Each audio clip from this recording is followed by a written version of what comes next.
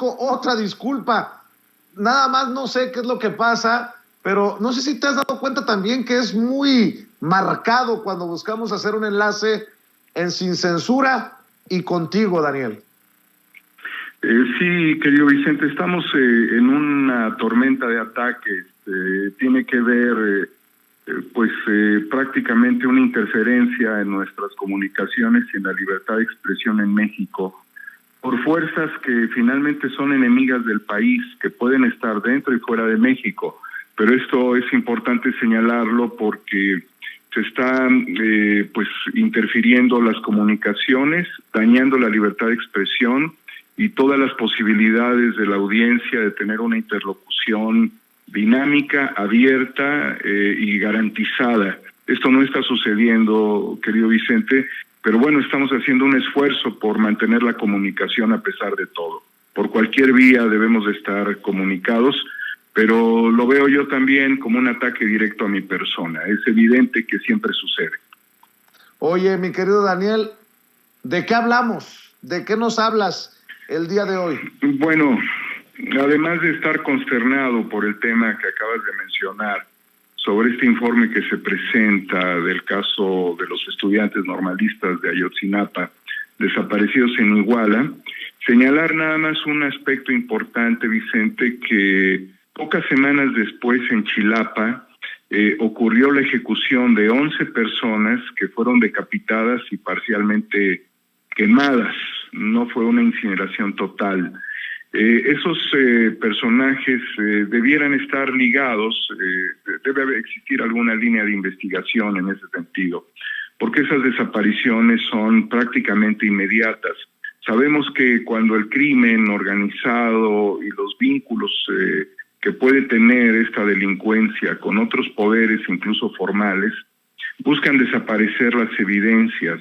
Es decir, para que los criminales ataquen a criminales, es porque es una línea directa de información, de acercamiento. Y estas personas fueron decapitadas y expuestos sus cuerpos semicalcinados sobre la carretera. Es necesario entender que esto fue prácticamente una reacción a las pocas semanas, fue en noviembre del año 2014. Por lo demás que se ha señalado, Vicente, estamos prácticamente frente al crimen de Estado más atroz, luego de lo sucedido y que se concatena con el año 68. Es el mismo PRI, es el mismo ogro, el mismo monstruo, el PRI, quien ejecutó acciones para criminalizar a los estudiantes en Tlatelolco el 2 de octubre del 68. Y que después, el 26, la noche del 26, para amanecer el 27 de septiembre del 2014, a los estudiantes que estarían viajando a conmemorar la masacre estudiantil en un acto reflexivo histórico, patriótico, de el estado criminal de Luis Echeverría, de obviamente todo el sistema político, desde luego Díaz Ordaz, y muchos otros personajes interferidos por la CIA en ese tiempo, naturalmente puso en relieve que es una operación criminal de Estado, por lo cual Enrique Peña Nieto, por lo cual Murillo Karam, por lo cual el secretario de Gobernación también Osorio Chong, por lo cual todos los sistemas, incluyendo la Secretaría de Marina, la Secretaría de la Defensa, pues obviamente, naturalmente, y como sabemos también, en el gobierno estatal de Guerrero, en el gobierno municipal de Guerrero, la policía estatal, la policía municipal, además de los grupos delincuenciales, tendrían que ser llevados en conjunto, pero necesitamos que aquí haya una acción contra los políticos, porque lo que hicieron los políticos fue un montaje sobre la desaparición, lo que señala que las operaciones del narcotráfico estaban vinculadas directamente con los gobiernos municipal, estatal y federal, y con todas las autoridades. Así es. Oye, Dani, y me están comentando que tuviste un programa intenso este fin de semana. Cuéntame de qué se trató. Con mucho gusto, Vicente. Fue un programa de 5 horas de análisis de la situación política en torno a la presidencia de la República, que involucra naturalmente al exconsejero jurídico, a la exsecretaria de Gobernación y al que se mantiene en su cargo el fiscal general de la República.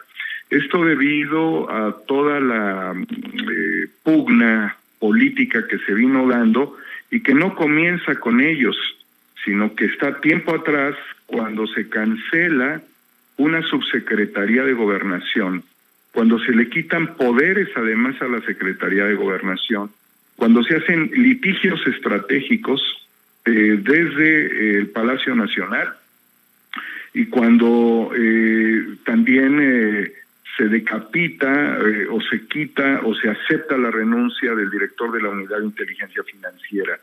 Hasta posteriormente, Vicente, llegar a un hecho muy lamentable, que fue utilizar los medios de comunicación para dar a conocer presuntas riquezas en una circunstancia infame que daña a la Cuarta Transformación y que pone en relieve a estos 3 sujetos como un trinomio imperfecto en la Cuarta Transformación.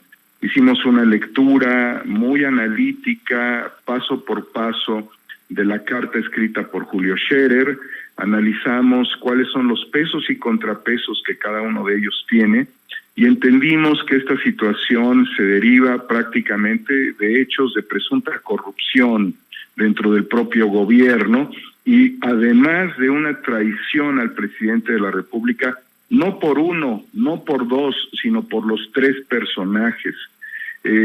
Sabemos claramente que son varios casos los que se han venido analizando dentro de todo este marasmo, dentro del pandemonium que ha representado toda esta tragedia política en el seno de la 4T, querido Vicente, y de lo que puede llegar a suceder también como consecuencia de los amarres políticos en un ajuste de cuentas de este grupo político confrontado.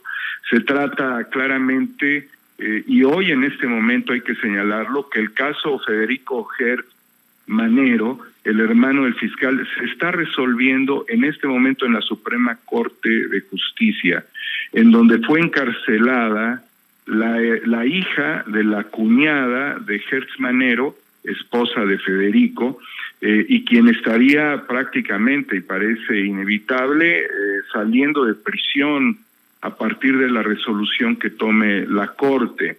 Esto debido a que hubo, y de acuerdo con los expertos, el experto Ursus Sartoris que estuvo con nosotros, una presunta, desde su enfoque, una presunta o una fabricación de delitos para someter a esta mujer. Es decir, no puede existir una cuestión demostrable que en este momento pueda darle garantías al fiscal sobre sus denuncias respecto a estas mujeres, a las cuales en una conversación que se filtró también a través de los medios, en donde él habla dentro del mismo seno de la Procuración de Justicia, que es la Fiscalía, que tendría que ser superior a las Procuradurías, porque la Fiscalía es investigadora, acciones para tratar de someter a estas mujeres, a esta mujer y a su madre de 95 años, quienes estarían luchando contra el fiscal. El fiscal señala como la pendeja a la pudiéramos decir, presunta inocente, que está en este momento, que no es ni presunta culpable. Es este dilema en el que se encuentran, pero al referirse a ella como una pendeja, significa que en este país la Procuración de Justicia no va contra los delincuentes, sino contra los pendejos, lo cual significa el uso faccioso histórico del aparato de justicia contra los pobres, contra los desprotegidos, contra los marginados, contra los ricos a los que no toca, pero hablando de los que toca, contra los pendejos. De eso se trata tristemente la figura del fiscal general de la República, y quizás no en todos los casos, Vicente, y quizás no en todos los casos, porque pudo, de acuerdo con todo lo que se reporta, existir una intermediación para que, por ejemplo, en el caso de la estafa maestra, no le hayan tocado un solo pelo a Emilio Cebadúa, protegido por los despachos de abogados vinculados históricamente al consejero jurídico de la presidencia. Cabe señalar algo fundamental en este momento, Vicente. El presidente de la República señaló desde un principio: no utilicen mi nombre para litigar estos casos. Me lo dijo estaba yo frente a él en el mes de abril del año 2019, que no se utilice mi nombre para estos litigios. Algo ya sabía el presidente que se estaba maquinando desde atrás, porque el despacho Araujo González, Steinberg, Robledo y Carrancá tenían cuentas como la de Billy Álvarez, la de Juan Collado. Era un ir y venir de información a Palacio Nacional, que no se dirimía esto, no se resolvía dentro de la Fiscalía, sino que llegaban estos contagios porque son personajes de una oligarquía que estarían siendo protegidos por los despachos en los que estuvo vinculado. Pero el presidente dijo que no se utilice mi nombre para estos asuntos. Número uno, dijo, en otros momentos señaló que no le dé ningún beneficio a mi familia, que no los pongan adelante de ninguna fila, que no les pidan favores. ¿Sí? El presidente marcó una línea dorada entre sus familiares adultos y él y su responsabilidad, exceptuando que él solamente iba a hablar por su hijo menor. Pero aquí estos problemas se dan porque hubo una forma en la que se alinearon los grandes casos corporativos de nuestro país de alta corrupción justamente a todos los despachos. O sea, hay una sintomatología. Y en ningún momento el consejero jurídico señaló que nadie utilice mi nombre, ninguno de mis despachos donde yo estuve, para litigar a favor de nadie. Jamás lo dijo. Además, en su carta señala que él es quien promovió a Hertz Manero, querido Vicente. Promover a Hertz Manero significa que el que nos lo logró imponer a través de todo su cabildeo y recomendaciones fue Julio Scherer. Fue él el quien movió, porque Hertz Manero no figuraba absolutamente ni en el escenario de la Cuarta Transformación ni en el escenario político. Traía su litigio personal por el caso de su hermano, tenía los intereses de la Universidad de las Américas y de la Fundación Jenkins, donde todos se han ido como verdaderos lobos o hienas en ese salvajismo rapaz de arrancarle millones de dólares a la fundación y al fin inicial al proyecto educativo que representa. Todos han estado allí. Hay otros despachos más de abogados, querido Vicente. Hay familiares de Hertz Manero involucrados con el tema de Aliática, antes OHL, que ha sido una defraudación desde el momento de su construcción. ¿Sí? Después él se dice víctima de Hertz Manero. Pues que no joda, querido Vicente, no voy a utilizar malas palabras, pero a nosotros no nos puede ver la cara Scherer de que él es una víctima, y además en su carta señalar que él era víctima desde los tiempos de Vicente Fox, cuando Hertz Manero formó parte del gabinete de Vicente Fox como secretario de Seguridad. Además le dio la estafeta a Eduardo Medina Mora. Ya sabemos en qué paró todo esto, que fue la caída a través de un misil que impacta el helicóptero donde viajaba, y esto con testimonios que hemos presentado. También otro secretario de Seguridad Pública, ¿sí? Ramón Martín Huerta.